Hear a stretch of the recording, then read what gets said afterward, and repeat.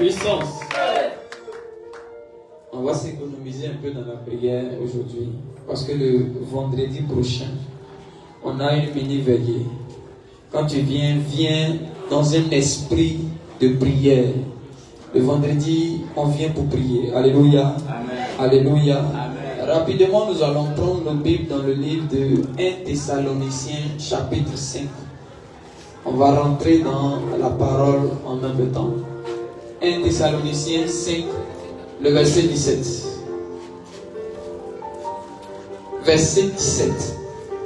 1 Thessaloniciens 5, verset 17. Après Colossiens. 1 Thessaloniciens, c'est après Colossiens. Et ce matin, par la grâce du Seigneur, nous allons parler sur la puissance de la prière. C'est un thème que nous avons eu à traiter plusieurs fois.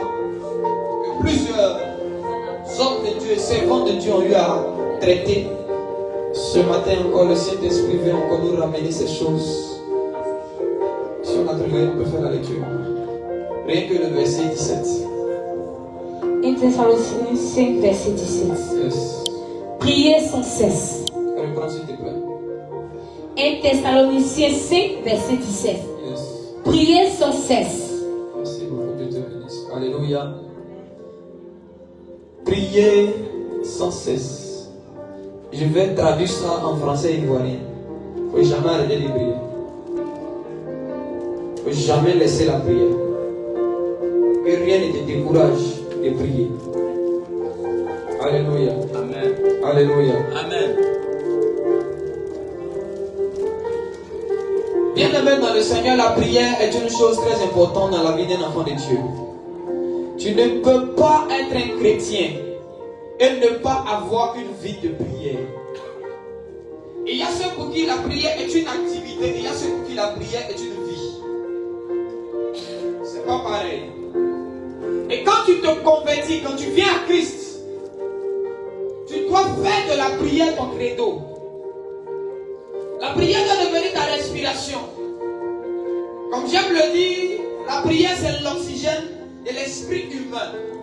Et même que l'oxygène permet à ton corps sur la terre de se mouvoir, ainsi dans le monde spirituel, c'est la prière qui permet à ton esprit de devenir mobile. Alléluia. Amen. Et là le Seigneur est en train d'interpeller l'église pour dire prier sans cesse. Si Dieu peut insister pour te dire de prier et de ne pas arrêter de prier, ce qui veut dire que la prière est une chose importante et efficace. Elle a un rôle quotidien qu'elle doit jouer dans ta vie et dans ta destinée. De même que chaque jour vient avec ses problèmes, c'est comme ça, chaque jour doit venir avec une dimension de prière. Alléluia. Et je me souviens un jour, Jésus était avec ses disciples, il leur a dit, priez afin que vous ne tombez pas dans la tentation. L'une des choses qui va nous éviter de tomber dans certaines tentations, c'est la prière.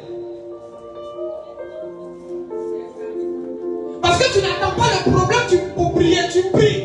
La prière devient comme un vaccin qui vient pour prévenir la maladie et les difficultés.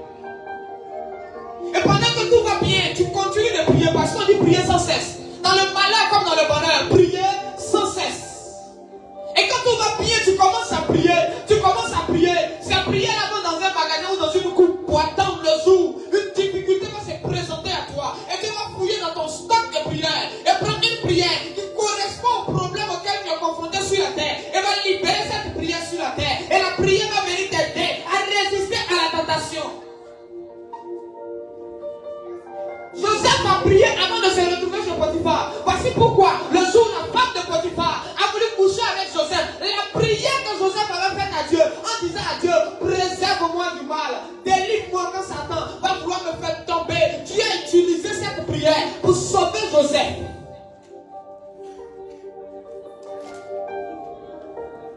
Est-ce que nous prions? Est-ce que nous connaissons la portée de la prière? Toi, c'est quand tu te retrouves devant la femme de Potiphar que tu commences à prier. Hey, Seigneur, je ne veux pas. Seigneur, délivre-moi. Non. Parce que ta prière que tu es en train de faire doit prendre le temps de monter.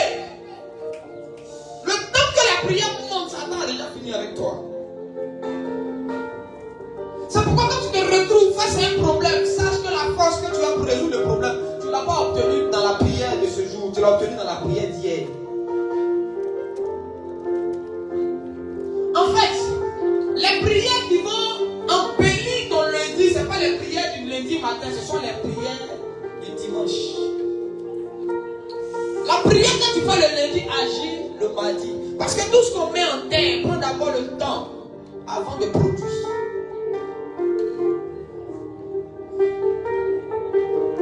Plusieurs tombent dans la tentation aujourd'hui. Pourquoi? Par manque de prière. C'est par manque de prière parce que tu ne pries pas. Quand tu sors et que tu vois un jeune homme ou une jeune fille dans un style vestimentaire un peu bizarre, c'est fini, tes idées changent. Ton esprit change. Pourquoi? Tu n'as pas une vie de prière. Les hommes de prière et les femmes de prière résistent aux tentations. Parce que la prière met autour de toi une barrière. Pourquoi tu es tombé? Parce que tu ne pries pas. Pourquoi tu es tombé? C'est parce que tu ne pries pas. Si tu priais, tu n'allais pas tomber. C'est Jésus même qui a dit. Il dit priez afin que vous ne tombiez pas dans la tentation. Donc la tentation, ce n'est pas une affaire de non, c'est-à-dire en fait, on dit fuyez la tentation. Mais ce qui te donne la force de fuir face à la tentation, c'est la prière. Parce que fuir là, c'est un effort que tu dois fournir. Mais tu ne peux pas fuir si tu ne pries pas. Pourquoi tu es tombé? Parce que tu ne pries pas. Pourquoi tes enfants sont tombés? Parce qu'ils ne prient pas. C'est ta prière qui va les protéger de la tentation de la sorcellerie. On va les tenter, venez on pratiquer la sorcellerie. Mais parce que tu pries et tu les mets dans un bain de prière. C'est là qu'à d'autres enfants qu'on leur donne ça marche, mais à des enfants qu'on donne ça ne les prend pas. Pourquoi? La prière. C'est la prière. Alléluia. Amen. La prière est la seule chose qui n'exige pas la foi. Et donc, une femme qui n'a pas la foi peut prier et puis Dieu va agir. Dieu avance bien. Ça va bien. Et il y a des gens qui n'avaient jamais connu Dieu, qui ont dit comme ça. Souvent, quand tu fais un rêve, c'est pas que tu es chrétien, tu as la foi, tu connais tout. Mais on te poursuivait, puis tu as dit, Seigneur, sauve-moi. Tu as dit ça comme ça. Tu as dit au nom de Jésus. Et puis bizarrement, ceux qui te poursuivaient, quand tu as dit au nom de Jésus, là, ils sont tombés. Et puis tu t'es réveillé. Pourtant, tu sais que tu n'as pas la foi. Mais ton nom de Jésus, là, ça a eu un impact. En fait, c'est la prière qui amène la foi vers l'homme. Et il y a des gens qui n'ont pas connu Dieu, qui ont commencé à crier à Dieu. Dieu au secours, Dieu au secours. La prière est la seule activité qui peut sauter la foi. Alléluia. Amen. Alléluia. Amen. Là où plusieurs m'ont dit, je mets ma foi en action pour déplacer les montagnes.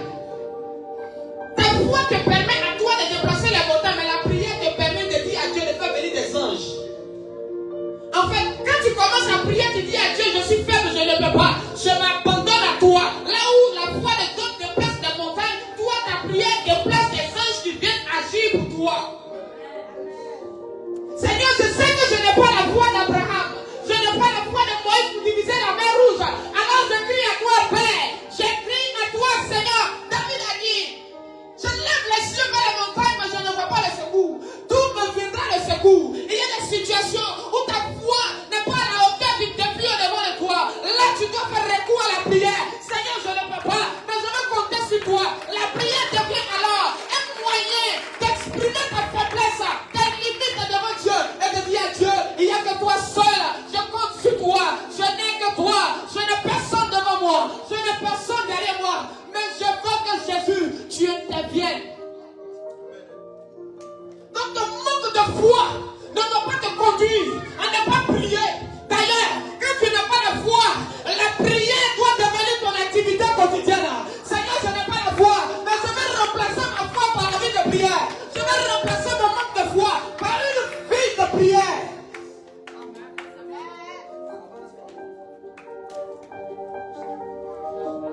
Tes amis qui ne prient pas beaucoup, elles ont la foi. comme eux. Les hommes de foi n'ont pas besoin de trop prier. On dit par la foi, on n'a pas dit par la prière, tu vas déplacer les montagnes.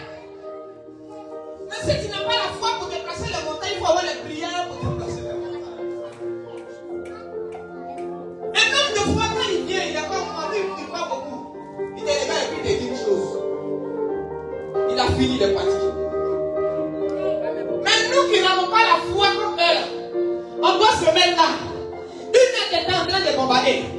3 heures de temps en train de prier. On dit, ah, il prie trop. Elle prie trop, c'est pas grave.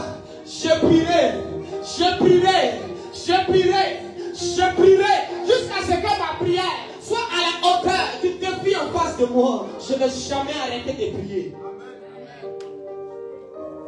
Le diable sait que nous n'avons pas la foi pour déplacer les montagnes, mais aussi il nous empêche de prier parce qu'il sait ce qui peut remplacer la foi, c'est la vie de prière.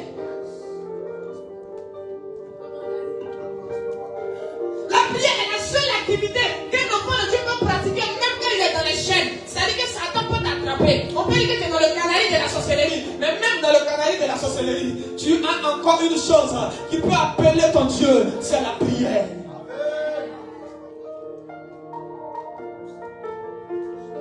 C'est la seule chose que Satan ne peut pas arracher aux enfants de Dieu. On a pris Paul et Silas, on les a mis en prison. Étant emprisonnés, ils ont commencé à louer et à prier Dieu. Et la prière et la louange ont renversé les fondements de la prison. La prison s'est détruite. La prison s'est cassée. Frère, écoute-moi bien. Même si on a dit que tu étais lié par la sorcellerie, tu peux continuer de prier. Parce que les chaînes de la sorcellerie ne peuvent pas lier ta langue. Ta plus grande arme, ce n'est pas tes mains, c'est ta langue.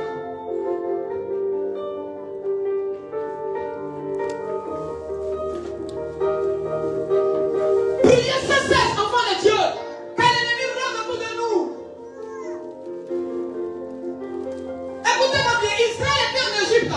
L'Égypte, c'est le symbole d'une prison spirituelle. Mais malgré la présence en Égypte, dominée par Pharaon, accablée par les difficultés, la Bible déclare, ils ont poussé un cri. Ils ont poussé un cri à l'éternel. Ils ont poussé un cri à l'éternel. Regarde, je ne sais pas ce que tu traverses, mais peu importe le problème, tu peux pousser un cri. Tu peux lever les yeux à Dieu pour crier au secours, papa. Au secours, Seigneur. Au secours, Seigneur. L'issue de secours des enfants de Dieu, c'est la prière. Quand tout va mal, il faut prier. Il faut prier. Il faut prier.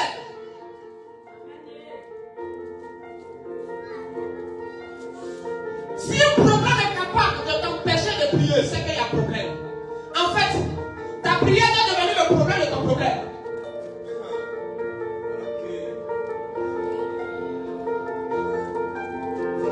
La maternité de notre grâce et de notre bénédiction, c'est la prière.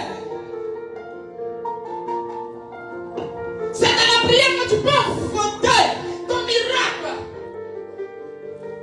Tu sens que tu dois voyager, tu sens que tu es capable de réussir dans tel domaine, mais tu as l'impression que c'est difficile. Rentre dans la maternité de la prière. Commence à mettre en place par la prière. Commence à prier à genoux, à prier debout, à prier couché. Tu vas voir, pendant que tu es en train de prier, les conditions de la chose que tu demandes à Dieu vont se mettre en place. Demandez à Dieu par des prières, des supplications, des actions de grâce. Celui qui a dit de prier sans cesse, c'est parce qu'il t'écoute sans cesse. Si Dieu te dit prie sans cesse, c'est que Dieu t'écoute sans cesse. Alléluia. Même dans le cas ennemi, tu peux continuer à prier. Même dans le cas ennemi, tu peux toujours prier. Tu peux toujours prier. Satan ne peut pas t'arrêter de prier. Et Satan ne doit pas t'arrêter de prier.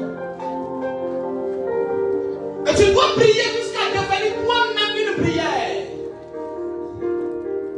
Alléluia. Un jour, j'ai dit à mon fils, il faut prier. Il dit, papa, tu ne m'as jamais appris à prier. Il faut m'apprendre à prier. J'ai dit, c'est vrai, tu as raison. Mais écoutez-moi bien. Quand tu entres dans une dimension de prière, tu montes jusqu'à devenir toi-même la prière de certaines personnes.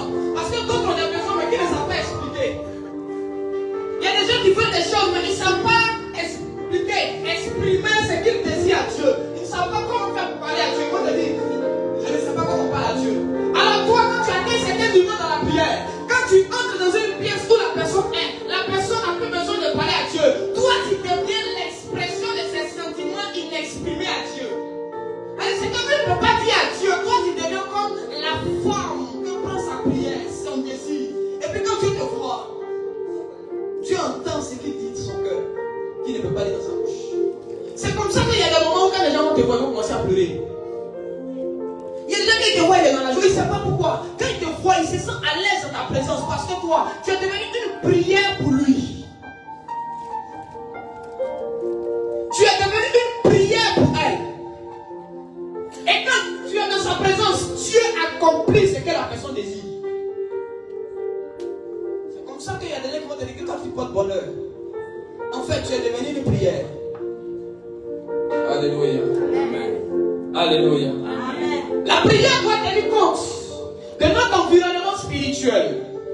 Parce que la prière qu'on fait quand un ange est présent, ce n'est pas la même disposition que quand un ange n'est pas là. Alléluia. Elle a quoi? Elle est coiffée. Alléluia. La beauté des valeurs. Ça va passer.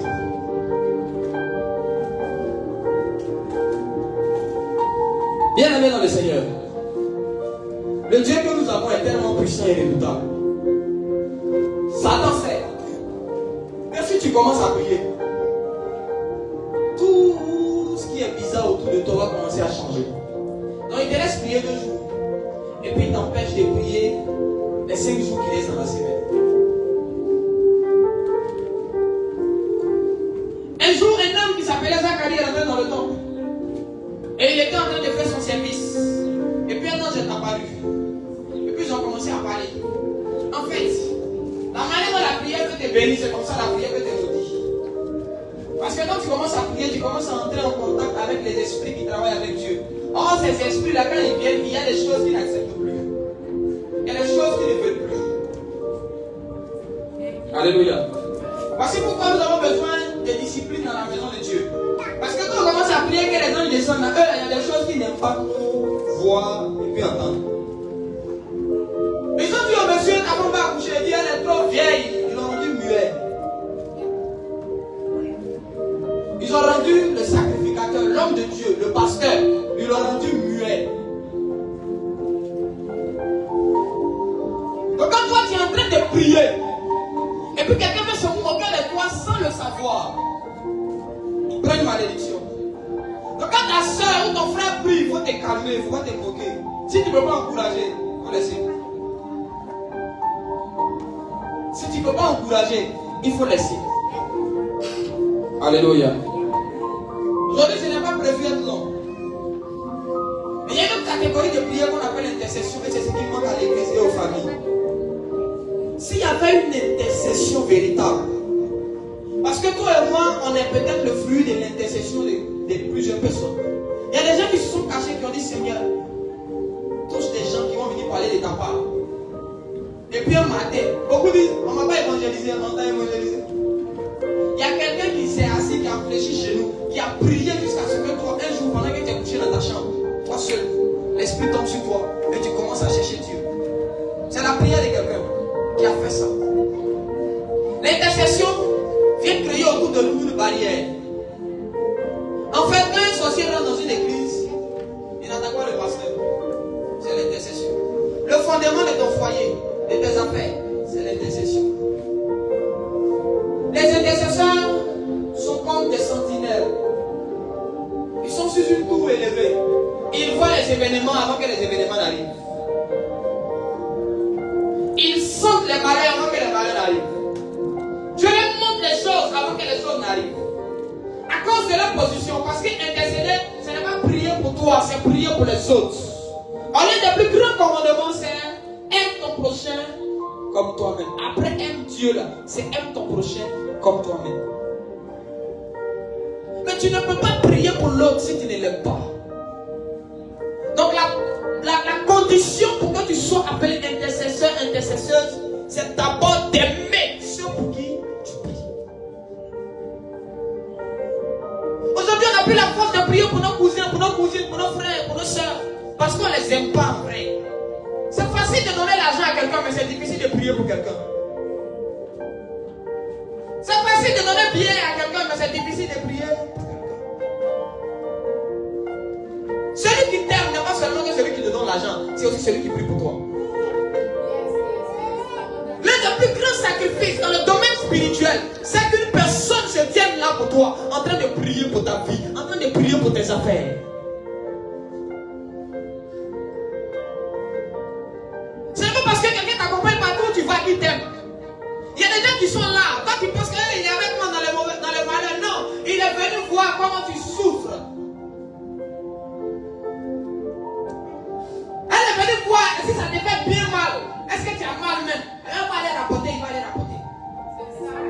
Tous ceux qui sont avec nous dans les malheurs ne sont pas avec nous forcément. Les amis de Job sont venus alors que Job souffrait, ils ont commencé à l'insulter, ils ont commencé à les traiter de tout le nom. Plusieurs viennent dans des malheurs, mais ils ne sont pas là pour te soutenir. Ils sont là pour se moquer, pour dire ah, c'est que ce qu'on a fait, ça a réussi. C'est bien fait pour elle, c'est bien fait pour lui. Mais celui qui t'aime, c'est là celui-là quand il va venir, il va dire frère, commençons à prier. Je sais que tu souffres, mais je n'ai rien, ce que j'ai pour toi, c'est la prière. Commençons à appeler Dieu, car Dieu seul peut consoler ton cœur. Dieu seul peut régler ton problème. La prière nous ramène vers Dieu. La prière nous ramène vers Dieu. La prière crée le chemin afin que nous puissions rencontrer celui qui a la capacité de changer l'histoire de notre vie.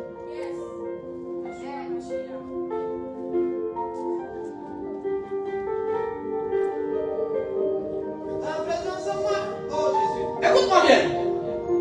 Tu dois prier. Tu dois apprendre à intercéder. Parce que quand une personne commence à intercéder, c'est que tu ignores dans l'intercession, quand tu commences à prier pour les autres, c'est Dieu lui-même qui se charge de couvrir tes arrières. Quand toi tu commences à couvrir les arrières des autres, Dieu couvre tes arrières.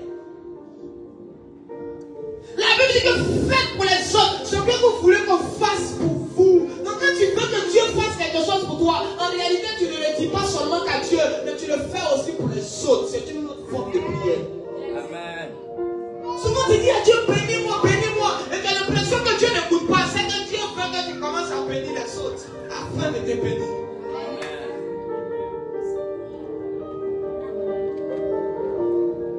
Mais tu restes calé sur toi seul. Seigneur, si tu me bénis, c'est là que je vais bénir les autres. Seigneur, si tu me bénis, si tu me bénis, si tu me bénis. Oh, tu as quelque chose aux yeux de quelqu'un d'autre qui représente grand. C'est quand tu as et puis tu dis c'est rien. Quelqu'un regarde ça et dit, hé, si je pouvais avoir ce qu'il a. Alléluia. Amen. Si l'intercession revenait dans nos familles, je vous assure que la sorcellerie allait déménager. Amen. Si l'intercession revenait dans nos églises, ils vont venir à la Canarie pour déposer ça devant ici. On casse, on fait la délivrance. Et puis ils viennent. On s'en les baptiser. Et puis ils deviennent les fidèles. C'est le manque d'intercession qui nous tue. Parce que cela révèle le manque d'amour les uns pour les autres. Sinon, quand tu as une personne, quand tu entends que la personne est en problème, tu oublies tes problèmes. Ou bien, même dans le monde, souvent toi-même là, tu n'as pas mangé, mais quand tu entends que ton ami, il nous gifle quelque part, même si tu es en classe, tu es en train de faire cours de philo, coefficient 5, en son temps, il ne sait pas si c'est toujours comme ça. Tu laisses philosophie là.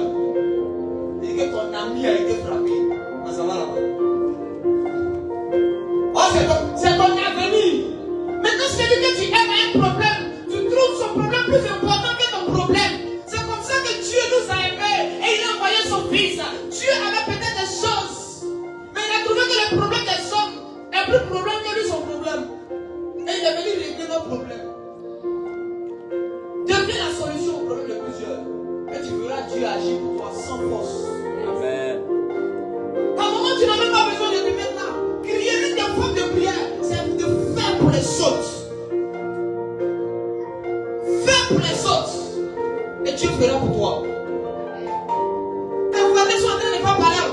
Le couple d'à côté est en train de se battre. Va les séparer. Prie pour eux. Seigneur, pardonne la paix de son foyer. Le jour où Satan va vouloir détruire ton foyer, même si le voisin ne prie pas. En fait, quand tu fais pour eux, toi. Quand tu fais pour les autres, c'est Dieu qui fait pour toi. Joseph a refusé de coucher la femme de Potiphar. Dieu l'a élevé. Potiphar l'a mis en prison, mais Dieu l'a élevé. Ton amour pour les autres peut pousser les autres à te détruire, à t'attaquer. C'est pas grave, laisse-les t'attaquer. Si Dieu permet que les attaques t'atteignent, c'est que Dieu est en train de passer par les attaques pour t'emmener quelque part qui est encore plus glorieux. Ce qui a fait que tu as arrêté de rendre service, d'aimer les gens et de faire les choses pour les gens, c'est que tu te dis que ceux-là, si je fais pour eux, ils doivent aussi faire pour moi. Non, c'est Dieu qui doit faire pour toi. Moi, je préfère que les hommes ne fassent pas, parce que je sais que ce qui vient des hommes ne tue pas. Mais quand ça vient de Dieu, c'est une qualité supérieure.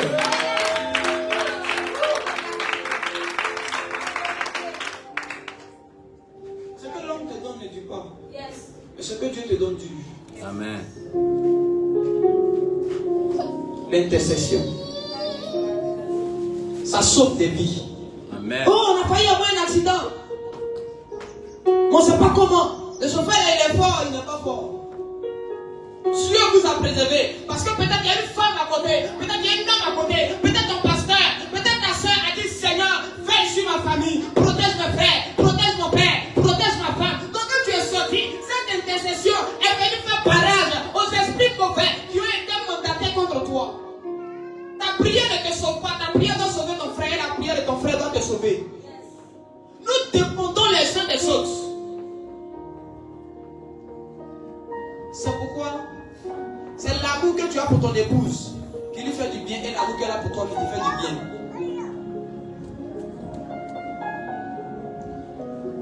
C'est ce que les autres te font, c'est ce qui te rend heureux. Et ce que toi tu leur fais, c'est ce qui te rend heureux. Alléluia. Amen. Redevenons des personnes d'intercession. Amen. Les gens ne se convertiront pas parce qu'on a imposé les mains, démons sortent, les gens vont se convertir.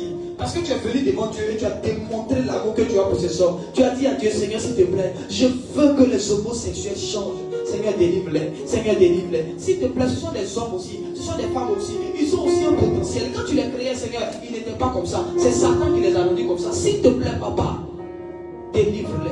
Je t'en supplie. Je t'en supplie. Je ne suis pas venu aujourd'hui pour les condamner, mais je suis venu intercéder en leur faveur. Je suis venu plaider pour eux, papa. Ils ont péché, c'est vrai. Elles ont péché, c'est vrai. Mais pardon, Seigneur. Secoue-les. Tu penses que les frères de Joseph n'avaient pas vendu Joseph? Et quand il les a vus, il n'a pas voulu se venger. Il dit, ce sont mes frères. C'est ma famille. Je les tends la main. L'amour de Dieu doit revenir dans notre cœur. Parce que sans amour, il n'y a pas de prière. La plateforme de la prière, c'est l'amour. La plateforme qui rend nos prières efficaces, c'est l'amour. Assure-toi que tu aimes la personne pour qui tu pries. Il y a des prières qui ont besoin de durer longtemps. Tu ne peux pas avoir un problème qui a duré, qui dure 7 ans, 10 ans. Tu as fait 2 minutes de prière. J'ai prié. Tu plaisantes. Un problème qui est enraciné depuis des générations. Tu te mets en 2 secondes. Je déclare que tout problème soit renversé. Au nom de Jésus, j'ai prié. Amen. Il y a des difficultés qui demandent 3 heures de prière par jour. Il y a des maladies là, c'est quand tu vas atteindre les 5 heures de prière que ça va partir. Il y a des esprits qui vont te laisser. Quand tu vas rester longtemps dans la présence de Dieu, quand tu vas prier jusqu'à... Écoute, tu peux prier jusqu'à tu es fatigué, tu t'assois. Mais où tu es assise, tu ne manipules pas portable, tu es assise, tu es concentré, tu mets la mélodie, tu es là. Quand tu reprends un peu de force, tu continues de prier. Même ton silence, le fait que tu sois dans la présence de Dieu sur une plateforme qu'on appelle la prière, même quand tu ne parles pas, tu es en train de prier. Priez sans cesse. Parce que Satan rôde sans cesse. Autour de vous, autour de vos enfants. La prière sécurise tes biens. Tu n'es pas chez toi à la maison actuellement. Tu ne sais pas si les voleurs peuvent passer derrière toi. Mais qu'est-ce qui protège ta maison? Ce n'est pas les gens du quartier qui sont autour. C'est ta prière. Parce qu'il y a des gens qui habitent même leur maison, puis volent leur travail, ils font tout. La prière